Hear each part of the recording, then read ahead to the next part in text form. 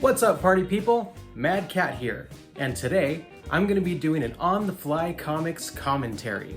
We're going to be talking about my book, Warriors of Mystic Might.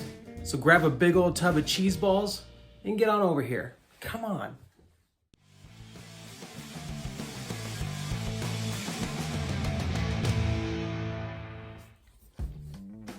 All right, so let's check it out. This is a 6-page comic I made back in 2019.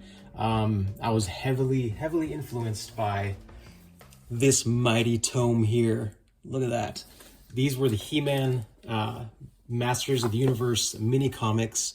They're the comics that came with the toys back in the day, and it's all in this awesome collection. So I was really inspired by this because it was so much fun to read and a lot of really corny ideas.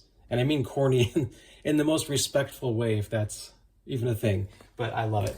I was also influenced by this here, Walt Simonson's run on Thor, which I absolutely love to death. This is great. So let's crack this thing open here. So just a little side note, this at MadCatArt, I'm actually not using that Instagram anymore. So yeah, if you want to keep up with me or Mark or Vince, the other on-the-fly guys, then yeah, definitely just check out our YouTube. And here we go. So the Eye of Skullgrim. So right away, I was definitely going for kind of a Eternia vibe here. It is actually called Mysteria, this planet. And I was really trying to blend a lot of sci-fi and fantasy together, which stokes me out. I love that blend. It always gets difficult to tell those kind of stories though. Like, do you want it more sci-fi? Do you want it more fantasy? So I tend to go to more fantasy side with this one. This character, Ohm, a lot of fun. He's an old wizard, and I love, if you can see it here, he has these candles on his head, and there's little moths flying around. I just thought that was a lot of fun. And then here we get a shot of our 3 heroes. When I was creating these, I was trying to kind of pretend like I was making like an off-brand Masters of the Universe toy line, and I was making a mini comic for it. And so I would like to have these toys, especially this guy. I think he's just so corny, and you'll get to see his majestic mustache later in the comic here. And so, yeah, on this page here, we get a traveling shot of them, and it's actually explaining what they're doing. That's very like old school, like Stan Lee kind of comics, but in a 6-page comic like this, it's just a little more economical.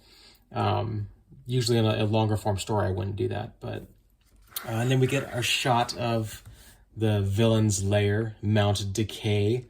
This shape here from Mount Decay, I actually got that from Vader's castle in Rogue One. It has kind of the 2 points sticking up like that. I just really liked it. And then, of course, you have to have lava coming out.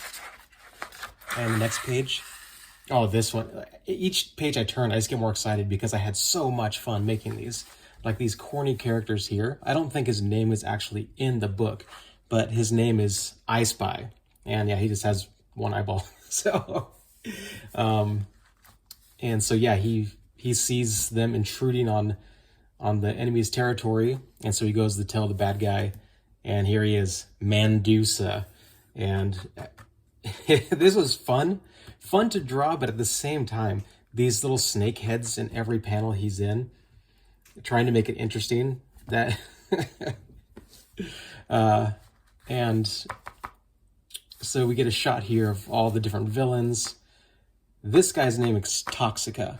And it's really funny because I was running this name by my son, and he goes, "Oh, that's a girl's name." And I said, "No, it's not. Toxica is a guy's name." And when I shared this comic with a friend, they're like, "Oh, I like her. I like that character." And so my son was right. You were right, Tano. Get a fun fight scene here, and we see our hero's fire sword. And then we get into the full-on battle here. This was a very fun panel to draw because we had all the characters in it. The battle in the background. And then we get some banter between the villain and the hero. And this, I'm still really proud of this. I remember drawing that and just being like, wow, that's super awesome, because he's getting zapped by this Eye of Skullgrim. And then, oh no, our hero gets knocked out, and it seems that Mandusa has won. But wait, these were really fun. I don't usually tend to make this many panels on a page anymore. I actually do 4 or 5 panels, but I think because I was reading Walt Simonson at the time, he had a lot of these smaller panels like this, and I really enjoy that. I'm gonna have to get back to that actually. So yeah, our hero is able to get the Eye of Skullgrim away from Mandusa and toss it up to Griffin Knight. Yes, he's supposed to be a griffin. He looks kind of like a, I don't know, like a dodo bird or something. But I still like this design. I think this is so much fun. And I get to do the very old school, you know, I'll get you next time. Oh, and there's his mustache. That's great. I love it. It's so much fun. And so that's the end of that story there. It was a total blast to make. I hope you guys enjoyed this quick little walkthrough.